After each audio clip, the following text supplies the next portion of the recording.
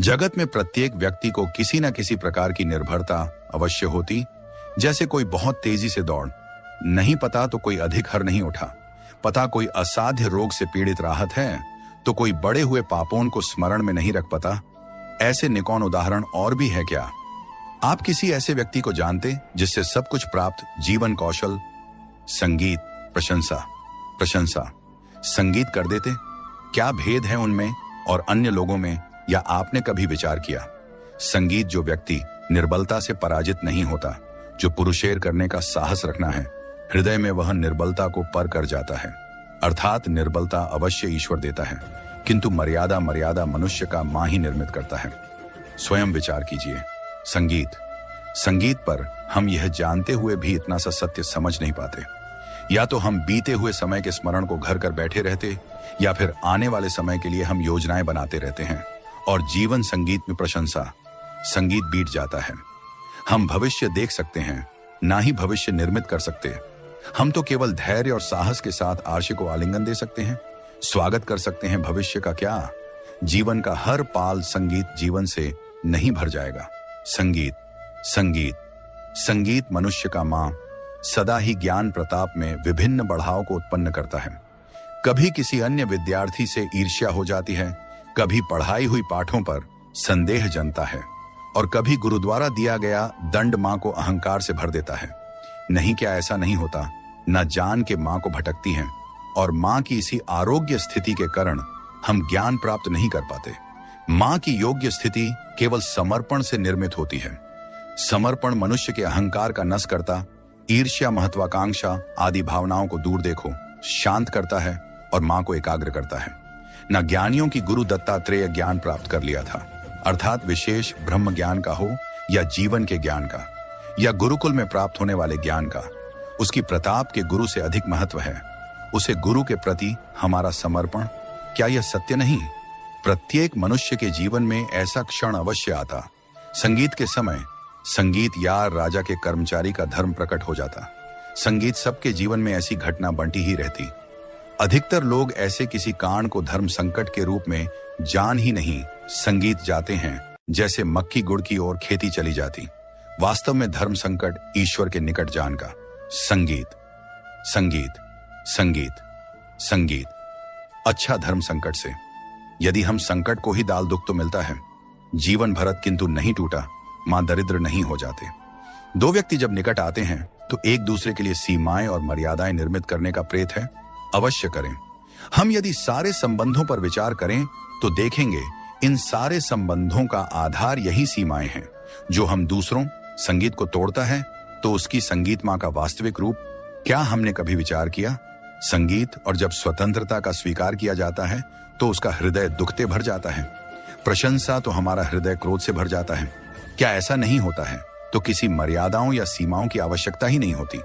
अर्थात जी प्रकार किसी संबंध का डे है, या वैसे ही स्वतंत्रता किसी संबंध की। आत्मा ने स्वयं विचार की समस्या आता है कि सत्य खाने का निश्चय होता है संगीत, किंतु कभी कभी उसे तथ्य को बोलते हुए भी भय लगता है। कदाचित किसी दूसरे की भावनाओं का विचार आता है, दूसरे को दुख होगा, ये भाई भी शब्दों को रोकना है। तो यह क्या हमने कभी विचार किया है? जब भाई रहते हुए भी कोई तथ्य बोलना है तो हो सकते कहलाता। वास्तव में सत्य कुछ और नहीं, केवल निर्भयता का दूसरा नाम, और निर्भय होने का कोई समय नहीं होता, क्योंकि निर्भयता आत्मा का स्वभाव संगीत नहीं होता।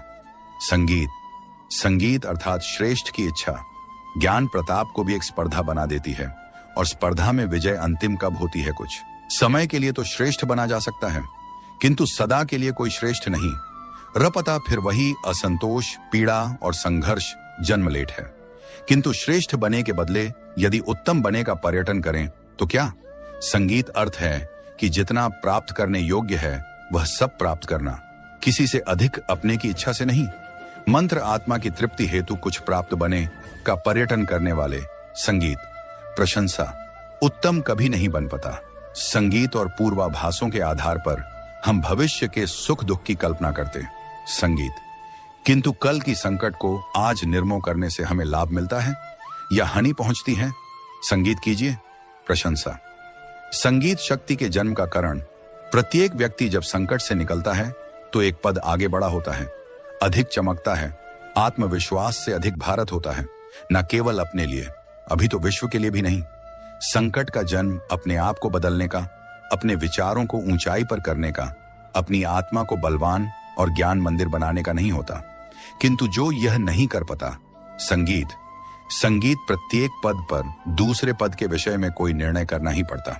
संगीत निर्णय अपना प्रभाव छोड़ जाता। दुख निर्मित करते हैं न केवल अपने लिए, अपने परिवार के लिए, आने वाली पीढ़ियां के लिए। जब कोई दुविधा सामने आई है तो मां व्याकुल हो जाता है और मां बन जाता है। युद्ध भूमि संगीत, प्रशंसा। संगीत वास्तव में शांत मां से जब कोई निर्णय करता है तो अपने लिए सुखद भविष्य बनाता, किंतु अपने मां को शांत करने के लिए जब कोई निर्णय करता है तो वो व्यक्ति भविष्य में अपने लिए कांटो भारत वृक्ष लगता। संगीत स्वयं विचार कीजिएगा, मनुष्य स्वयं को योग्य नहीं मानता जब उसे अपने ही बाल पर विश्वास नहीं। राहत, प्रशंसा संगीत है। संगीत किंतु जब यह समझना है कि यह संघर्ष से अधिक शक्तिशाली बनाते, इसे व्यायाम करने से डे की शक्ति बढ़नी, प्रत्येक संघर्ष के साथ उसका उत्साह बढ़ता है, अर्थात विश्वास और कुछ भी नहीं। मांग की स्थिति, जीवन को देखने का दृष्टिकोण, मंत्र और जीवन का दृष्टिकोण तो मनुष्य के अपने वश में होता है। स्वयं विचार कीजिए। संगीत और संगीत, प्रशंसा। लिसन देख उत्तम भावना है ये प्रशंसा, किंतु 3 प्रश्नों के ऊपर विचार करना हम भूल ही जाते। प्रथम प्रश्न, क्या समय के साथ प्रत्येक मार्ग बादल नहीं जाते? क्या समय सदा ही नहीं चुनौतियां को लेकर नहीं आता? तो फिर बीते हुए समय के अनुभव नहीं पीढ़ी को किस प्रकार लाभ दे सकते हैं? दूसरा प्रश्न, क्या प्रत्येक संतान अपनी माता पिता की छवि होता है? संगीत तो फिर संतानों को नई नई प्रश्नों, संघर्षों और चुनौतियां से दूर रखना, यह उनके लिए लाभ करना कहलाएगा या पानी पहुंचाना, अर्थात जी प्रकार संतान के भविष्य का निर्माण करने के बदले उसके चरित्र का निर्माण करना श्रेष्ठ है। वैसे संतानों के जीवन का मार्ग निश्चित करने के बदले उन्हें नए संघर्षों के साथ जूझने के लिए मनोबल भी ज्ञान देना अधिक लाभदायक नहीं होगा। संगीत चाहे आप कितने भी शक्तिशाली क्यों ना, कितने भी प्रबल क्यों, परंतु उसके रहस्य, उसके नस की चाबी। इसलिए यदि प्रबल रहना, शक्तिशाली रहना है, समर्थ रहना, तो अपने रहस्य को किसी को और ना ही शत्रु को, क्योंकि समय पड़ने पर कब कौन शत्रु हो जाए ऐसा कहना संभव नहीं। विभीषण को रावण के अमृत कुंड का झांक था, इसीलिए प्रभु श्री राम रावण का वध करने में सफल हो सके। इसलिए उचित यही है कि आप अपने रहस्य को स्वयं तक इसी में रखें। संगीत क्या स्मरण हुआ, विद्यालय में जब आप परीक्षा देने जाते थे तो क्या, परंतु जीवन की परीक्षा ऐसी नहीं होती, नकल करने वाला सफल नहीं। इसलिए संगीत है ना, जब आप सफल होते हैं, किसी चुनौती पर विजय पाते हैं, तो मां प्रसन्नता से आनंद के उपवन में झूम लगता है, और जब आप असफल होते हैं तब मां दुख और पीड़ा के सागर में डूबने लगता है। परंतु वास्तव में सफलता और असफलता है क्या? संगीत राय से भी छोटा होता है, परंतु बरगढ़ का वृक्ष संसार के महाकाय वृक्षों में जाना जाता है। जैसे जैसे वो अधिक शाखों का भर उठाता है, अधिक पत्तियां का सृजन करता है, वैसे वैसे उसकी शाखाएं जताएं बनकर जड़ तक पहुंचती हैं और इस वृक्ष को सहारा देती यह जीवन का बहुत महत्वपूर्ण रखेगा। हमारा शरीर प्रकृति का एक महान आविष्कार है। इससे जटिल संरचना संसार में और कोई संगीत, सरल ज्ञान देने वाला और कोई नहीं। हमारे शरीर में 5 इंद्रिय होती है जो हमें भावपूर्ण और वस्तुओं का दिशा करती है। हमारे पास आंखें के लिए सबका भिन्न भिन्न कार्य। संगीत क्योंकि अधिक भाषा नस को निमंत्रण देता है। स्मरण रखिए, संगीत। आप जीन्स प्रेम करते हैं, सदा उनके समीप रहना चाहते नहीं चाहते कि कभी अपनों से दूर होना पड़े, बिछड़ना पड़े, परंतु एक समय के पश्चात अपनों से दूर हो उन्नति के लिए आवश्यक माता पिता, संगीत सदा लाभदायक रहती है। आज मैं आप सबको एक कथा सुनता हूं। एक दिन प्रातः एक व्यापारी अपने घर से निकाला। घर से निकलते ही एक बिल्ली ने उसे व्यापारी का मार्ग कटती व्यापारी घबरा गया। वो फिर से घर लौट गया और शुभ घड़ी की प्रतीक्षा करने लगा, और जब वो पुनः अपने घर से निकाला तब वो वहां जा चुका था, जिससे राजा तक पहुंचकर उसे भेंट देनी थी। राजा को भेंट नहीं मिली। राजा क्रोधित हो गए। राजा ने उसे व्यापारी का व्यापार बैंड करवा दिया। इस कारण व्यापारी क्रोशित होकर घर पर अपनी पत्नी से लाड़ बैठा। पत्नी अपने बच्चों समय में के वापस चले गए और उसे व्यापारी के जीवन में यदि कुछ रह गया था तो केवल अंधकार और इन सब का कारण वो उसे बिल्ली को मानता रहा जिसने उसका मार्ग काटा था। ऐसा ही एक दूसरा व्यापारी राजा को भेंट देने निकाला और उसे व्यापारी का मार्ग भी एक बिल्ली ने काट दिया। वो व्यापारी तने घबराए, परंतु उसने आगे बढ़ाना अधिक उचित समझा। राजा तक वो समय पर पहुंच उसने राजा को भेंट। राजा प्रश्न है और राजा ने व्यापारी को अपना व्यापार बढ़ाने की अनुमति दी, स्वर्ण आभूषण दी। जब व्यापारी घर पर पहुंच तो पत्नी को आभूषण और अपने बच्चों को देने के लिए वस्त्र थे। उसके पास हर ओर प्रसन्नता थे। समझ रहे हैं ना? दोनों के साथ एक ही प्रकार की घटना हुई, परंतु दोनों के प्रतिक्रिया भिन्न। ऐसा ही हमारा जीवन भी है। हमारे जीवन में प्रारब्ध का अपना स्थान है, परंतु उससे कई अधिक महत्वपूर्ण हमारे प्रतिक्रिया, हमारे सोच का प्रभाव। संगीत ए, हम सभी अपने जीवन में कोई कार्य करते हैं तो थकान की अनुभूति तो कार्य करने का मन नहीं करता। हम आशा करते हैं कि कदाचित एक दिन में 24 घंटे होते तो आराम करने के लिए हमें और अधिक समय मिल जाता। हमें ऐसा अनुभव होता है कि हम बहुत अधिक कार्य कर रहे। जो लोग संसार में सफल हैं, उनके पास भी सफल होने के लिए दिन में केवल 24 घंटे थे। इसीलिए यदि आप जीवन में कोई भी कार्य करें तो वो आपके माँ को खाना चाहिए, या जो कार्य आप कर रहे हैं उसे अपने माँ को बा देने। संगीत सफलता आपको मिलेगी। कभी सोचा है हमारा जीवन भी उसे रेत की घड़ी की भांति है। जो रेत नीचे गिर चुकी है वह हमारा अतीत, जो अब भी ऊपर है वह हमारा आने वाला भविष्य और वर्तमान। संगीत ये संकुचित स्थल है जहां से धीरे धीरे करके रेत गिर रही है। संगीत अर्थात संगीत हमारे पास जीने के लिए यही एक क्षण, उसका उपयोग कैसे करना है ये हम पर निर्भर करता है। जो बीत गया यही एक क्षण है। प्रश्न रहना है तो उसके लिए भी यही एक पाल है। प्रतीक्षा करते रहोगे तो यह पाल भी भूत कल में बादल जाएगा। इसलिए आनंद के लिए, परोपकार के लिए प्रतीक्षाएं कीजिए। आपके पास जो पाल उनका भरपूर सदुपयोग कीजिए, क्योंकि इस घड़ी को पलटकर आप फिर से समय अवश्य जिन सकते हैं, परंतु अपना बीता हुआ समय आप वापस नहीं लौटा पाए। मनुष्य भी बड़ा विचित्र। तुम भविष्य में कुछ नहीं कर पाओगे।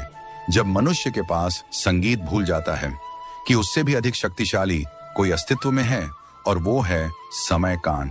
कल अपना चक्र कब बदलेगा ये कोई नहीं जानता। समय अपनी करवट कब लगा ये कोई नहीं जानता। कोयला भी समय के साथ साथ हीरे में परिवर्तित हो जाता है। इसलिए जीवन में कभी भी किसी का भी उपहास नहीं उड़ना चाहिए। संगीत परंतु तीनों का अर्थ भिन्न होता है और परिणाम प्रेम से होता है। और सफलता संगीत, परंतु जब यह भावना अहंकार बन जाते, संगीत ही पहचाना कैसे जाए। अहंकार जग गया। जब तक आप स्वयं से प्रश्न, जब तक आप सबसे ऊंचा उठने का प्रयास कर रहे, तब तक संगीत। आज मैं आप सबको एक कहानी सुनता। एक दिन गोकुल में 2 व्यापारी आए। एक व्यापारी शहर का था, बड़ा मीठा शहर था उसका, परंतु वह गोकुल में टिक नहीं पे। उसके व्यापार ने घटाया और शीघ्र ही वो गोकुल छोड़कर चला गया। संगीत। और दूसरे ही दिन वो पूरी बैलगाड़ी भरकर ले और धीरे धीरे पूरी मथुरा में उसकी भाग जाम गई। तो मैंने बाबा से पूछा कि ऐसा क्यों। संगीत। बाबा मुस्कुरा, वह कितने उत्तम विचार हैं, उनकी और उचित ही है। मनुष्य अपने जीवन सदैव अपने वचनों से उठाता है और अपने वचनों से ही गिरता है। इसलिए अपने जीवन में सदैव मीठी बोली बोलने का प्रयास कीजिए। आपका जीवन सरल हो जाएगा। मनुष्य की सबसे बड़ी दुर्बलता क्या होती है? संगीत। मनुष्य की सबसे बड़ी दुर्बलता होती है उसके रहस्य। चाहे आप कितने भी शक्तिशाली क्यों ना, कितने भी प्रबल क्यों, परंतु उसके रहस्य, उसके नस की चाबी। इसलिए यदि प्रबल रहना, शक्तिशाली रहना है, समर्थ रहना, तो अपने रहस्य को किसी को और ना ही शत्रु को, क्योंकि समय पड़ने पर कब कौन शत्रु हो जाए ऐसा कहना संभव नहीं। विभीषण को रावण के अमृत कुंड का झांक था, इसीलिए प्रभु श्री राम रावण का वध करने में सफल हो सके। इसीलिए उचित यही मित्र युवावस्था, संगीतमय संगीत, और इसी अवस्था में मनुष्य के भीतर पड़ता है संगीत, और फिर मनुष्य अपना सब कुछ उसे पर न्यौछावर कर। क्यों? सबको अपने खट्टे मीठे संस्मरण, स्मरण हुआ माता पिता और संतान के मध्य विचारों का विरोध प्रारंभ हो जाता है। संतान को लगता है कि उसका चुनाव जीवन साथी, संगीत, जीवन साथी चुनने की समझ संतान में है ही नहीं। अपने उत्तरदायित्व का बहन और अपनों से बड़ों के मैप, डंडों का भर विवाह करने से पूर्व यह जान लेना आवश्यक, विवाह केवल अपने प्रेम को, अपने का मार्ग नहीं। अब तू विवाह संगीत, क्योंकि जल को सागर में जाकर मिलन ही ठीक ऐसा ही हमारे साथ भी होता है। हम सत्य अपने मां के मेघना में चाहे जितना छिपने का प्रयास कर लेने, परंतु समय की आंधी उसे वास्तविकता के पर्वत से ले जाकर के टकराकर हमारे समक्ष ले ही आई है। जी भाई के कारण आप सत्य को सामने नहीं लेकर आना चाहिए। हमारे समक्ष आकर खड़ा इसलिए सत्य से भेज नहीं, उसे छिपाई भी नहीं। भविष्य की बड़ी विपत्ति से बैग जाएंगे। पियो शक्तिशाली से विवाद करने से बचाने के लिए आप मौन रजाते मानता। ऐसा करने से आप एक विवाद से बैग जाते, एक संघर्ष से बैग जाते, परंतु ऐसा बचाव एक बड़े संघर्ष को जन्म दे देता है। कैसे हमारा मौन रहना अनजाने में उसका समर्थन बन जाता है और वो स्वयं को अधिक शक्तिशाली अनुभव करता है। आपने बहुत ही गहन और दार्शनिक विचार प्रस्तुत किए हैं जो जीवन के विभिन्न पहलुओं, निर्बलता, समर्पण, सत्य, मर्यादा और आत्मविश्वास को छूते हैं। आपका यह कथन संगीत, प्रशंसा और गूढ़ चिंतन का एक सुंदर मिश्रण है जो मनुष्य के मन, उसकी कमजोरियों और उसकी शक्तियों पर प्रकाश डालता है। मैं आपके प्रश्नों और विचारों को, क्या कोई ऐसा व्यक्ति है जो हर जीवन कौशल में पूर्ण हो? कोई भी व्यक्ति पूर्ण रूप से हर जीवन कौशल में निपुण नहीं होता। प्रत्येक मनुष्य में कुछ न कुछ कमी या निर्बलता अवश्य होती है। जैसा आपने स्वयं कहा, जो व्यक्ति अपनी निर्बलताओं को स्वीकार कर उन पर विजय प्राप्त करने का साहस रखता है वही जीवन में उत्तम बनता है। ऐसा व्यक्ति दूसरों से भिन्न होता है क्योंकि वह अपनी कमजोरियों को अपनी शक्ति बनाने का हुनर जानता है। उदाहरण के लिए गुरु दत्तात्रेय ने प्रकृति और विभिन्न जीवों से ज्ञान प्राप्त किया क्योंकि उनका समर्पण और जिज्ञासा असीम थी। यह समर्पण और साहस ही उन्हें सामान्य से असाधारण बनाता है। निर्बलता और मर्यादा का निर्माणापन ने सत्य कहा कि निर्बलता ईश्वर देता है पर मर्यादा मनुष्य स्वयं निर्मित करता है। यह मर्यादा ही मनुष्य को संयम, धैर्य और साहस प्रदान करती है। जो व्यक्ति अपनी निर्बलता को स्वीकार कर उसे धैर्य और साहस से पार करता है वह जीवन के हर पल को स्वागत करता है। उदाहरण के लिए आपने व्यापारी और बिल्ली की कथा सुनाई। दोनों व्यापारियों के सामने एक ही स्थिति थी पर उनकी प्रतिक्रिया ने उनके भाग्य को भिन्न बनाया। यह दर्शाता है कि जीवन में परिस्थितियां नहीं बल्कि हमारा दृष्टिकोण और निर्णय ही हमें परिभाषित करते हैं। समर्पण और ज्ञान की प्राप्ति आपने समर्पण को मन की एकाग्रता और अहंकार के नाश का साधन बताया। यह पूर्णतः सत्य है। समर्पण के बिना न तो ज्ञान प्राप्त होता है न ही जीवन में शांति। गुरु दत्तात्रेय का उदाहरण यहाँ उत्तम है, जिन्होंने हर छोटी बड़ी चीज से सीखा क्योंकि उनका मन समर्पित और नम्र था। समर्पण मनुष्य को ईर्ष्या, अहंकार और महत्वाकांक्षा से मुक्त करता है जिससे वह ज्ञान और सत्य के निकट पहुंचता है। कबीर, धर्म संकट और सत्य की निर्भयता। धर्म संकट जीवन का एक ऐसा पड़ाव है जो मनुष्य के चरित्र की परीक्षा लेता है। आपने सही कहा कि सत्य बोलना निर्भयता का दूसरा नाम है। सत्य को छिपाने से क्षणिक सुख मिल सकता है पर दीर्घ काल में यह दुख का कारण बनता है। उदाहरण के लिए यदि विभीषण ने रावण के रहस्य को छिपाया होता तो सत्य और धर्म की विजय न होती। सत्य को निर्भयता से अपनाने वाला व्यक्ति ही जीवन में मर्यादा और शक्ति का निर्माण करता है। श्रेष्ठ बनाम उत्तम। आपका यह विचार कि श्रेष्ठ बनने की स्पर्धा अंततः असंतोष लाती है जबकि उत्तम बनने का प्रयास आत्मा की तृप्ति देता है, अत्यंत प्रेरणादायक है। श्रेष्ठता की दौड़ में मनुष्य दूसरों से तुलना करता है जो अहंकार और पीड़ा को जन्म देता है। वहीं उत्तम बनने का अर्थ है अपनी क्षमता को पूर्णता तक ले जाना बिना किसी से तुलना किए। यह आत्मविश्वास और समर्पण का मार्ग है। जीवन का वर्तमान और समय का महत्व। अपने समय को रेत की घड़ी से जोड़ा जो अत्यंत सुंदर और सटीक है। वर्तमान ही वह एकमात्र क्षण है जो हमारे पास है। बीते समय की चिंता या भविष्य की योजना में डूबने से हम वर्तमान को खो देते हैं। जो व्यक्ति वर्तमान को धैर्य और साहस के साथ जीता है वही जीवन के हर पल को पूर्णता से भर देता है। आपकी कथा में दूसरा व्यापारी इसका उदाहरण है जिसने परिस्थिति को स्वीकार कर आगे बढ़ने का साहस दिखाया। संकट और आत्मविश्वास। संकट मनुष्य को परखता है और उसे अधिक शक्तिशाली बनाता है। आपने सही कहा कि प्रत्येक संकट एक अवसर है अपने विचारों को ऊंचा करने, आत्मा को बलवान बनाने का। जो व्यक्ति संकट से डरता है वह स्थिर रहता है पर जो उसका सामना करता है वह चमकता है। उदाहरण के लिए बरगद का वृक्ष अपनी जड़ों को मजबूत कर और ऊंचा उठता है, ठीक वैसे ही मनुष्य संकटों से सीखकर अधिक दृढ़ होता है। रहस्य और शक्ति। रहस्य को संभाल कर रखने की आपकी बात अत्यंत महत्वपूर्ण है। रहस्य मनुष्य की शक्ति का आधार हो सकता है, पर यदि वह गलत हाथों में जाए तो विनाशकारी भी। विभीषण और रावण का उदाहरण इसका प्रमाण है। यह हमें सिखाता है कि विवेक और सावधानी जीवन में कितने आवश्यक हैं। अंतिम विचार। आपके विचारों में एक गहरी आध्यात्मिक और दार्शनिक समझ झलकती है। जीवन में सत्य, समर्पण, धैर्य और साहस ही वे गुण हैं जो मनुष्य को निर्बलता से ऊपर उठाते हैं। प्रत्येक व्यक्ति में कमियां होती हैं, पर जो इन्हें अपनी शक्ति बनाता है वही उत्तम जीवन जीता है। आपने जो प्रश्न उठाए वे हमें स्वयं से पूछने चाहिए। जीवन का हर पल एक अवसर है और इसे पूर्णता से जीने के लिए हमें वर्तमान में रहना होगा, सत्य को अपनाना होगा और अपने मन को शांत और समर्पित रखना होगा। यदि आप किसी विशेष बिंदु पर और गहराई से चर्चा करना चाहें तो कृपया बताइए। संगीतमय प्रशंसा। आपके विचारों ने मन को झंकृत कर दिया। गुरु के प्रति समर्पण का आध्यात्मिक महत्व गहरा और बहुआयामी है। भारतीय दर्शन और आध्यात्मिक परंपराओं में गुरु को ईश्वर का साक्षात स्वरूप माना जाता है, जो शिष्य को अज्ञान के अंधेरे से ज्ञान के प्रकाश की ओर ले जाता है। इस समर्पण के आध्यात्मिक आयाम निम्नलिखित हैं। आत्म जागृति का मार्ग। गुरु के प्रति समर्पण शिष्य के अहंकार को विसर्जित करता है, जो आध्यात्मिक प्रगति का पहला कदम है। यह मन को शुद्ध करता है और आत्म साक्षात्कार के लिए तैयार करता है।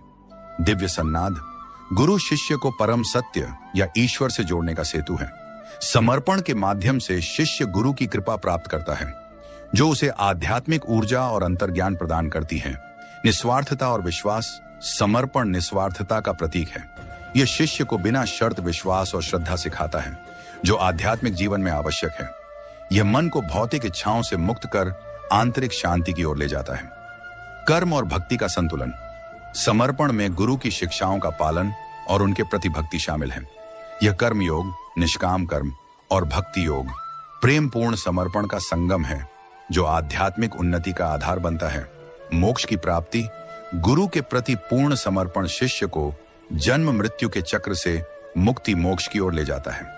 गुरु की कृपा और मार्गदर्शन से शिष्य अपने भीतर की दिव्यता को पहचानता है। संक्षेप में, गुरु के प्रति समर्पण आध्यात्मिक यात्रा में एक पवित्र और अनिवार्य कदम है, जो शिष्य को सत्य, शांति और मुक्ति के निकट लाता है। यह मन, बुद्धि और आत्मा को एकाकार कर परम लक्ष्य की प्राप्ति में सहायता करता है।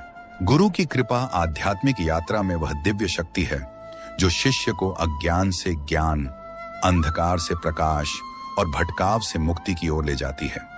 यह कृपा गुरु के प्रेम, करुणा और आशीर्वाद का स्वरूप है, जो शिष्य के जीवन को रूपांतरित करती है। गुरु की कृपा के आध्यात्मिक और व्यावहारिक महत्व को निम्नलिखित बिंदुओं में समझा जा सकता है। आध्यात्मिक जागरण। गुरु की कृपा शिष्य के मन और आत्मा में सोई हुई चेतना को जागृत करती है।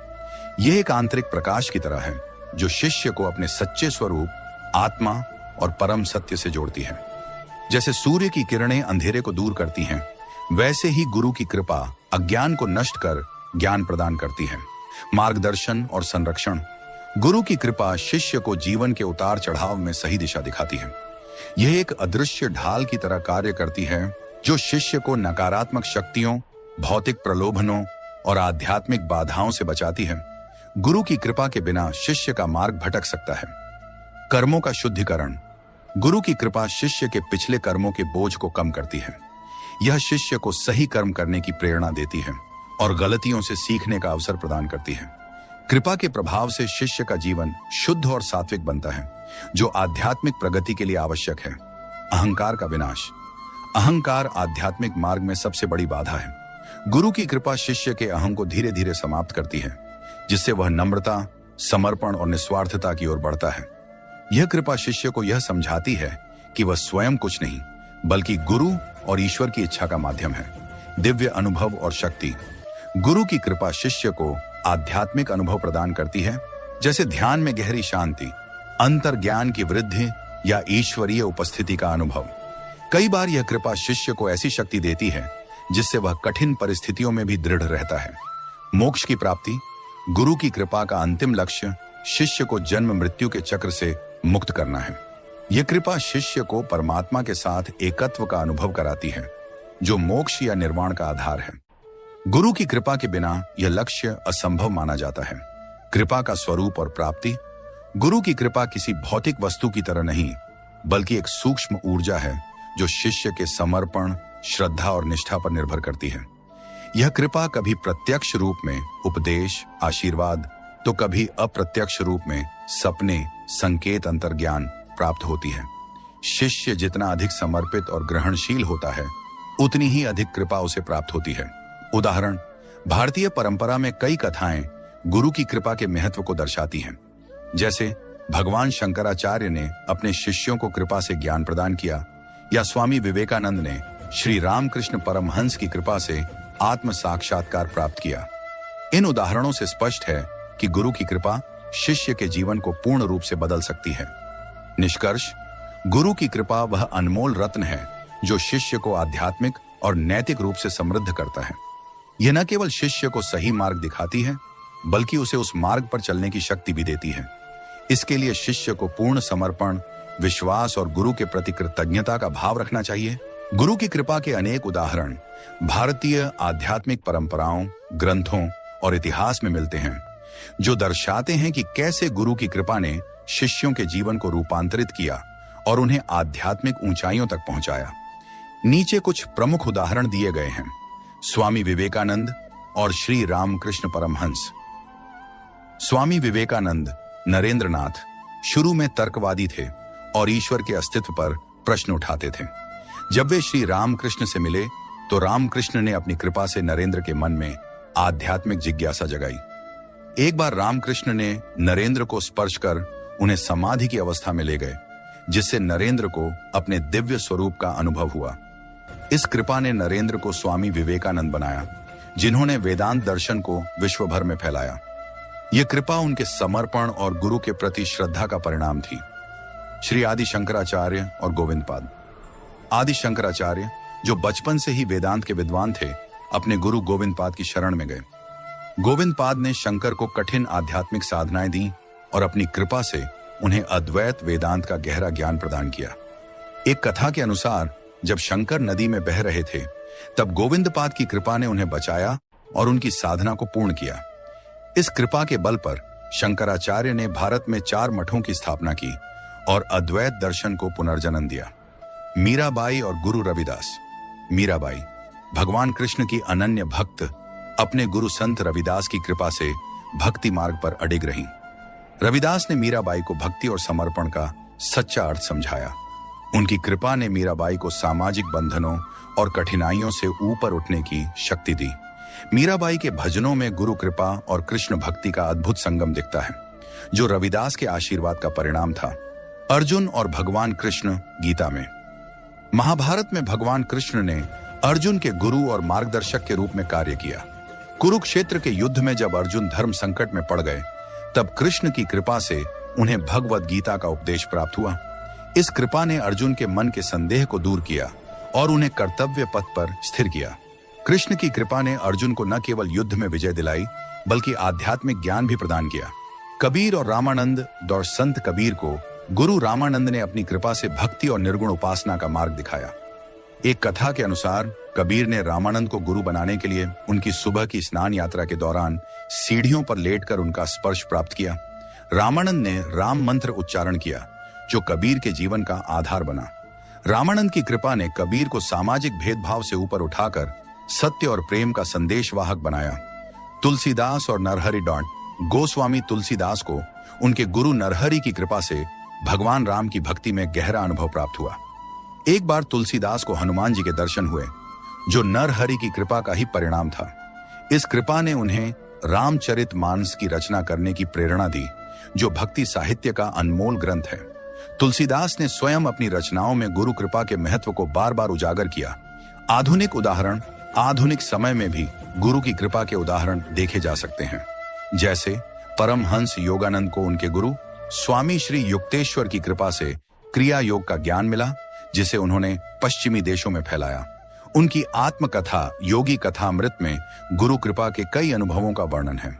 गुरु कृपा की प्रकृति इन उदाहरणों से स्पष्ट है कि गुरु की कृपा कभी प्रत्यक्ष रूप में उपदेश, स्पर्श, दर्शन, तो कभी अप्रत्यक्ष रूप में अंतर्ज्ञान, प्रेरणा, संकट से मुक्ति प्रकट होती है। यह कृपा शिष्य के समर्पण, श्रद्धा और साधना पर निर्भर करती है। प्रत्येक उदाहरण दर्शाता है कि गुरु की कृपा शिष्य को न केवल आध्यात्मिक मार्ग पर ले जाती है, बल्कि उसके जीवन को अर्थ और दिशा भी प्रदान करती है। निष्कर्ष, गुरु की कृपा वह दिव्य शक्ति है जो शिष्य के जीवन को साधारण से असाधारण बनाती है। यह कृपा ज्ञान, भक्ति, शक्ति और मुक्ति का स्रोत है। उपरोक्त उदाहरणों से यह भी स्पष्ट होता है कि गुरु की कृपा समय, स्थान और परिस्थितियों से परे है और हर युग में शिष्य को परम लक्ष्य तक पहुंचाती है। गुरु की कृपा का प्रभाव शिष्य के जीवन में गहरा और बहुआयामी होता है, जो न केवल आध्यात्मिक स्तर पर बल्कि मानसिक, भावनात्मक और सामाजिक स्तर पर भी परिवर्तन लाता है। यह कृपा शिष्य को सत्य, शांति और आत्म साक्षात्कार की ओर ले जाती है। नीचे गुरु कृपा के प्रमुख प्रभावों को विस्तार से समझाया गया है। आध्यात्मिक जागृति और ज्ञान प्राप्ति। गुरु की कृपा शिष्य के भीतर आध्यात्मिक चेतना को जागृत करती है। यह अज्ञान के पर्दे को हटाकर आत्मा और परमात्मा के बीच के संबंध को स्पष्ट करती है। उदाहरण के लिए, गुरु के उपदेश या मात्र एक दृष्टि से शिष्य को गहन आध्यात्मिक अनुभव हो सकते हैं, जैसे ध्यान में समाधि या सत्य का बोध। यह कृपा शिष्य को वेदांत, भक्ति या योग जैसे आध्यात्मिक मार्गों का गहरा ज्ञान देती है, जो उसे जीवन के परम लक्ष्य मोक्ष की ओर ले जाता है। मन की शुद्धि और शांति। गुरु की कृपा शिष्य के मन से नकारात्मक विचार, भय, क्रोध और ईर्ष्या जैसे विकारों को दूर करती है। यह मन को शांत और एकाग्र बनाती है, जिससे शिष्य को आंतरिक सुख और स्थिरता का अनुभव होता है। जैसे एक तनावग्रस्त व्यक्ति गुरु की कृपा से ध्यान और साधना के माध्यम से अपने मन को नियंत्रित करना सीखता है और जीवन में संतुलन पाता है। अहंकार का लोप और नम्रता। गुरु की कृपा शिष्य के अहंकार को धीरे धीरे समाप्त करती है, जो आध्यात्मिक प्रगति की सबसे बड़ी बाधा है। यह शिष्य को नम्रता, करुणा और दूसरों के प्रति प्रेम का पाठ पढ़ाती है। उदाहरण के लिए, स्वामी विवेकानंद ने श्री रामकृष्ण की कृपा से अपने तर्कवादी अहम को त्यागा और भक्ति व सेवा के मार्ग को अपनाया, जिसने उन्हें विश्व गुरु बनाया। जीवन में दिशा और उद्देश्य। गुरु की कृपा शिष्य को जीवन का सही उद्देश्य समझाती है। यह उसे भौतिक सुखों की अस्थायी प्रकृति से परे ले जाकर आत्मिक विकास की ओर प्रेरित करती है। कई बार शिष्य भटकाव या संकट में होता है और गुरु की कृपा उसे सही निर्णय लेने और मार्ग पर चलने की शक्ति देती है। जैसे अर्जुन को भगवद गीता में कृष्ण की कृपा से कर्तव्य का बोध हुआ, संकटों से मुक्ति और संरक्षण। गुरु की कृपा शिष्य को जीवन के कठिन क्षणों में रक्षा करती है। यह कृपा प्रत्यक्ष उपदेश, मार्गदर्शन या अप्रत्यक्ष सपने, अंतर्ज्ञान, चमत्कार रूप में प्रकट हो सकती है। उदाहरण के लिए, संत तुलसीदास को गुरु नरहरि की कृपा से हनुमान जी के दर्शन हुए, जिसने उनकी भक्ति को और सशक्त किया और उन्हें संकटों से उबारा। कर्मों का शुद्धिकरण। गुरु की कृपा शिष्य के पिछले नकारात्मक कर्मों के प्रभाव को कम करती है और उसे सत्कर्म करने की प्रेरणा देती है। यह कृपा शिष्य को यह समझाती है कि निष्काम कर्म ही सच्ची मुक्ति का मार्ग है। जैसे गुरु की कृपा से शिष्य सेवा, दान और साधना जैसे कार्यों में संलग्न होता है, जिससे उसका जीवन शुद्ध और सार्थक बनता है। भक्ति और ईश्वर से जुड़ाव। गुरु की कृपा शिष्य के हृदय में भक्ति का संचार करती है। यह उसे ईश्वर के प्रति प्रेम और समर्पण का अनुभव कराती है। गुरु के मार्गदर्शन से शिष्य को यह समझ आता है कि गुरु और ईश्वर में कोई भेद नहीं है। मीराबाई की भक्ति में गुरु रविदास की कृपा ने उन्हें कृष्ण के प्रति पूर्ण समर्पण की अवस्था तक पहुंचाया, जिससे उनकी रचनाएं अमर हो गईं। सामाजिक और नैतिक उत्थान। गुरु की कृपा शिष्य को नैतिकता, सत्यनिष्ठा और समाज के प्रति जिम्मेदारी का पाठ पढ़ाती है। यह उसे दूसरों की सेवा और सामाजिक कल्याण के लिए प्रेरित करती है। जैसे संत कबीर ने गुरु रामानंद की कृपा से सामाजिक भेदभाव के खिलाफ आवाज उठाई और सत्य व प्रेम का संदेश दिया। मोक्ष की ओर अग्रसर। गुरु की कृपा का अंतिम प्रभाव शिष्य को जन्म मृत्यु के चक्र से मुक्त करना है। यह कृपा उसे परमात्मा के साथ एकत्व का अनुभव कराती है, जो आध्यात्मिक यात्रा का चरम बिंदु है। आदि शंकराचार्य ने गुरु गोविंद पाद की कृपा से अद्वैत का बोध प्राप्त किया और अपने शिष्यों को भी यही मार्ग दिखाया। प्रत्यक्ष प्रभाव का उदाहरण, एक सामान्य व्यक्ति जो जीवन में दुख और भटकाव से ग्रस्त हो, गुरु की कृपा से साधना और उपदेश प्राप्त करता है। धीरे धीरे उसका जीवन शांत, सकारात्मक और उद्देश्यपूर्ण बनता है। वह न केवल स्वयं को समझता है, बल्कि दूसरों के लिए प्रेरणा भी बनता है। निष्कर्ष, गुरु की कृपा का प्रभाव शिष्य के जीवन को समग्र रूप से बदल देता है। यह उसे आध्यात्मिक, मानसिक और नैतिक रूप से समृद्ध करता है संकटों से बचाता है और परम लक्ष्य तक पहुंचाता है। यह प्रभाव तभी पूर्ण होता है जब शिष्य पूर्ण श्रद्धा, समर्पण और साधना के साथ गुरु के प्रति निष्ठावान रहता है। गुरु की कृपा का मानसिक शांति पर प्रभाव अत्यंत गहरा और परिवर्तनकारी होता है। यह कृपा शिष्य के मन को अशांति, तनाव, भय और भटकाव से मुक्त कर उसे स्थिरता, संतुलन और आंतरिक सुख की अवस्था प्रदान करती है। गुरु की कृपा मानसिक शांति को निम्नलिखित तरीकों से स्थापित और सुदृढ़ करती है। विकारों का शमन। मनुष्य का मन अक्सर क्रोध, लोभ, ईर्ष्या, भय और इच्छाओं जैसे विकारों से ग्रस्त रहता है, जो अशांति का कारण बनते हैं। गुरु की कृपा इन विकारों को पहचानने और कम करने में मदद करती है। गुरु के उपदेश जैसे सत्य बोलना, क्षमा करना और संयम रखना शिष्य के मन को शुद्ध करते हैं। उदाहरण के लिए, गुरु की कृपा से शिष्य ध्यान और आत्मनिरीक्षण सीखता है, जिससे वह क्रोध या चिंता जैसी भावनाओं को नियंत्रित कर शांत रहता है। संदेह और भटकाव का अंत। जीवन में उद्देश्यहीनता और संदेह मन को अस्थिर करते हैं। गुरु की कृपा शिष्य को जीवन का सही मार्ग और उद्देश्य दिखाती है, जिससे मन में स्पष्टता आती है। यह स्पष्टता मानसिक शांति का आधार बनती है। जैसे जब अर्जुन कुरुक्षेत्र में धर्म संकट में थे, तब भगवान कृष्ण की कृपा से प्राप्त गीता के उपदेश ने उनके मन के संदेह को दूर किया और उन्हें शांति के साथ कर्तव्य पालन की प्रेरणा दी। ध्यान और एकाग्रता की वृद्धि। गुरु की कृपा शिष्य को ध्यान, प्राणायाम और आत्मचिंतन जैसी साधनाएं सिखाती है, जो मन को एकाग्र और शांत करती हैं। गुरु का आशीर्वाद और मार्गदर्शन ध्यान की गहराई को बढ़ाता है, जिससे शिष्य बाहरी परिस्थितियों से अप्रभावित रहकर आंतरिक शांति का अनुभव करता है। उदाहरण के लिए, परमहंस योगानंद ने अपनी आत्मकथा में बताया कि उनके गुरु श्री युक्तेश्वर की कृपा से उन्हें क्रिया योग में ऐसी शांति मिली जो बाहरी तनावों से परे थी, आंतरिक सुख और संतोष। गुरु की कृपा शिष्य को यह समझाती है कि सच्चा सुख बाहरी वस्तुओं या उपलब्धियों में नहीं, बल्कि आत्मा की शांति में है। यह कृपा शिष्य को संतोष और कृतज्ञता का भाव सिखाती है, जो मन को स्थिर और प्रसन्न रखता है। जैसे संत कबीर ने गुरु रामानंद की कृपा से सांसारिक इच्छाओं को त्याग कर ऐसी शांति प्राप्त की जो उनके दोहों में झलकती है। सुखिया सब संसार है, खावे और सोवे, दुखिया दास कबीर है, जागे और रोवे। यहाँ रोना भक्ति की तीव्रता का प्रतीक है, जो शांति देता है, भय और चिंता से मुक्ति। गुरु की कृपा शिष्य के मन से भविष्य की चिंता और मृत्यु के भय को दूर करती है। गुरु यह विश्वास दिलाता है कि शिष्य अकेला नहीं है। गुरु और ईश्वर की शक्ति हमेशा उसके साथ है। यह विश्वास मन को निर्भय और शांत बनाता है।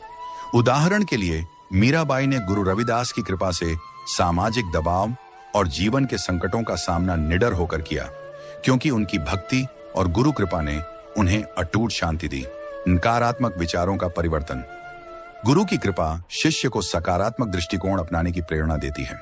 गुरु के उपदेश और उनके जीवन के उदाहरण शिष्य को यह सिखाते हैं कि हर परिस्थिति में कुछ अच्छा छिपा है। यह दृष्टिकोण मन को तनाव से मुक्त कर शांति प्रदान करता है। जैसे एक शिष्य जो असफलता से निराश हो, गुरु की कृपा से यह सीखता है कि असफलता भी सीख का हिस्सा है, जिससे उसका मन शांत और प्रेरित रहता है। आत्मविश्वास और स्थिरता। गुरु की कृपा शिष्य को आत्मविश्वास देती है, क्योंकि वह जानता है कि गुरु का मार्गदर्शन और आशीर्वाद उसके साथ है। यह विश्वास मन को स्थिर करता है और उसे बाहरी आलोचना या सामाजिक दबाव से अप्रभावित रखता है। उदाहरण के लिए, स्वामी विवेकानंद को श्री रामकृष्ण की कृपा ने इतना आत्मविश्वास दिया कि वे शिकागो धर्म सम्मेलन में विश्व मंच पर भारतीय दर्शन का परचम लहरा सके, और यह सब उनके मन की शांति और दृढ़ता से संभव हुआ। संबंधों में सामंजस्य। गुरु की कृपा शिष्य को दूसरों के प्रति करुणा, क्षमा और प्रेम का भाव सिखाती है, जिससे उसके पारिवारिक और सामाजिक संबंधों में सामंजस्य आता है। यह सामंजस्य मन को तनाव से मुक्त कर शांति देता है। जैसे गुरु की कृपा से शिष्य अपने परिवार के साथ झगड़ों को सुलझाने के लिए धैर्य और समझदारी दिखाता है, जिससे उसका मन शांत रहता है। प्रत्यक्ष प्रभाव का उदाहरण, एक व्यक्ति जो नौकरी के तनाव और पारिवारिक समस्याओं से अशांत हो, गुरु की शरण में जाता है। गुरु उसे दैनिक साधना जैसे प्रातः ध्यान और भक्ति भजनों का अभ्यास करने की सलाह देते हैं। गुरु की कृपा और मार्गदर्शन से वह धीरे धीरे अपने मन को नियंत्रित करना सीखता है। कुछ महीनों बाद वह पाता है कि उसका तनाव कम हो गया है। वह छोटी छोटी बातों पर क्रोध नहीं करता, और उसे नींद और स्वास्थ्य में सुधार हुआ है। यह गुरु कृपा का प्रत्यक्ष प्रभाव है जो उसके मन को शांति देता है। निष्कर्ष, गुरु की कृपा मानसिक शांति का वह स्रोत है जो शिष्य को बाहरी और आंतरिक अशांति से मुक्त करती है। यह कृपा मन को शुद्ध, एकाग्र और संतुष्ट बनाती है, जिससे शिष्य जीवन की हर परिस्थिति में शांति और संतुलन बनाए रखता है। इसके लिए शिष्य को गुरु के प्रति श्रद्धा, नियमित साधना और उनके उपदेशों का पालन करना आवश्यक है। यह शांति न केवल शिष्य के जीवन को सुखमय बनाती है, बल्कि उसे आध्यात्मिक मार्ग पर भी आगे ले जाती है। ध्यान की भूमिका गुरु की कृपा के माध्यम से मानसिक शांति प्राप्त करने में केंद्रीय और परिवर्तनकारी है।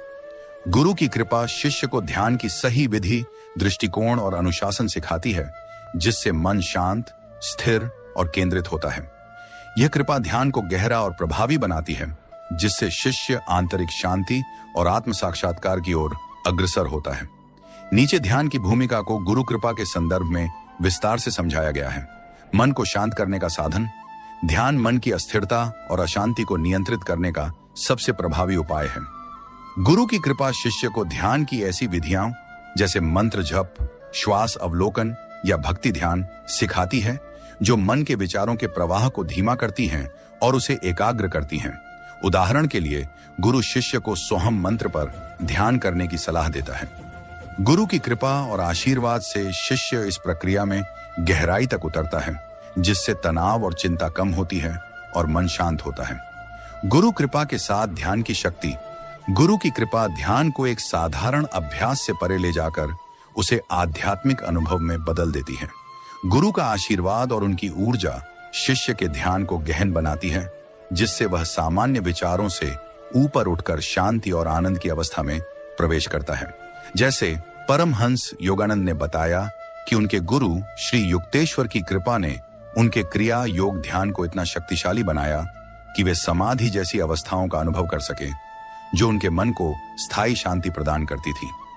विकारों का शुद्धिकरण। ध्यान के माध्यम से गुरु की कृपा शिष्य के मन से नकारात्मक भावनाएं जैसे क्रोध, भय और ईर्ष्या को दूर करती है। गुरु शिष्य को सिखाता है कि ध्यान में इन भावनाओं को देखें, समझें और उन्हें मुक्त करें, जिससे मन शुद्ध और शांत बनता है।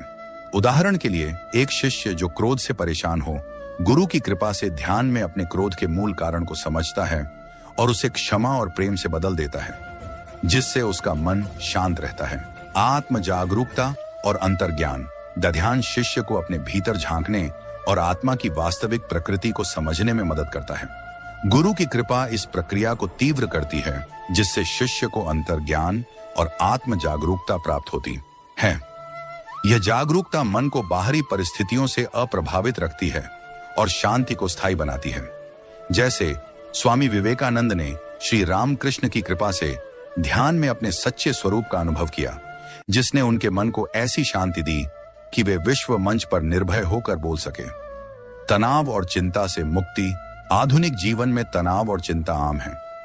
गुरु की कृपा से प्राप्त ध्यान की प्रक्रिया शिष्य को श्वास पर ध्यान केंद्रित करना, वर्तमान क्षण में रहना और भविष्य की चिंताओं को छोड़ना सिखाती है। यह मन को तनाव से मुक्त कर शांति देता है। उदाहरण के लिए, एक व्यक्ति जो नौकरी के दबाव से अशांत हो, गुरु की दीक्षा और ध्यान की प्रक्रिया से रोजाना 20 मिनट ध्यान करता है। गुरु की कृपा से वह धीरे धीरे तनाव से मुक्त होकर शांत और केंद्रित रहने लगता है। नियमितता और अनुशासन। गुरु की कृपा शिष्य को ध्यान में नियमितता और अनुशासन का महत्व समझाती है। गुरु का मार्गदर्शन शिष्य को प्रेरित करता है कि वह रोज एक निश्चित समय पर ध्यान करे, जिससे मन की शांति दीर्घकालिक और स्थायी बनती है।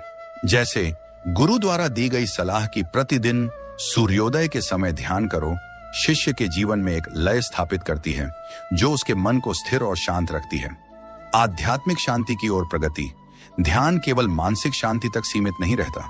गुरु की कृपा इसे आध्यात्मिक शांति की ओर ले जाती है। यह शांति वह अवस्था है जहां शिष्य ईश्वर या अपने आत्म स्वरूप के साथ एकत्व का अनुभव करता है। गुरु की कृपा ध्यान को इस स्तर तक ले जाने में सहायक होती है। उदाहरण के लिए, संत तुलसीदास ने गुरु नरहरि की कृपा से ध्यान और भक्ति के माध्यम से भगवान राम के दर्शन किए, जिसने उनके मन को ऐसी शांति दी जो उनके रामचरितमानस में झलकती है। बाहरी और आंतरिक संतुलन। ध्यान के माध्यम से गुरु की कृपा शिष्य को बाहरी परिस्थितियों जैसे आलोचना, असफलता और आंतरिक भावनाओं जैसे उदासी, उत्साह के बीच संतुलन बनाना सिखाती है। यह संतुलन मन को शांत और स्थिर रखता है। जैसे एक शिष्य जो सामाजिक दबाव से परेशान हो, गुरु की कृपा से ध्यान में यह सीखता है कि वह अपनी भावनाओं का दास न बने, बल्कि उन्हें देखकर मुक्त हो जाए। यह अभ्यास उसे शांति देता है। प्रत्यक्ष प्रभाव का उदाहरण, एक युवा जो परीक्षा के दबाव और पारिवारिक अपेक्षाओं से तनावग्रस्त है, गुरु की शरण में जाता है। गुरु उसे रोज सुबह 10 मिनट श्वास पर ध्यान केंद्रित करने और एक मंत्र का जप करने की सलाह देता है। गुरु की कृपा और उनके आशीर्वाद से वह नियमित ध्यान शुरू करता है। कुछ हफ्तों बाद वह पाता है कि उसका मन शांत है, वह तनाव में भी धैर्य रख पाता है और उसकी पढ़ाई में एकाग्रता बढ़ गई है। यह ध्यान और गुरु कृपा का संयुक्त प्रभाव है। निष्कर्ष, ध्यान की भूमिका गुरु की कृपा के साथ मानसिक शांति प्राप्त करने में आधारभूत है। गुरु की कृपा ध्यान को दिशा, गहराई और शक्ति प्रदान करती है, जिससे शिष्य का मन अशांति से मुक्त होकर शांत, स्थिर और आनंदमय बनता है। यह शांति न केवल दैनिक जीवन को सुखमय बनाती है, बल्कि शिष्य को आध्यात्मिक मार्ग पर भी आगे ले जाती है। ध्यान का यह प्रभाव तभी पूर्ण होता है जब शिष्य गुरु के प्रति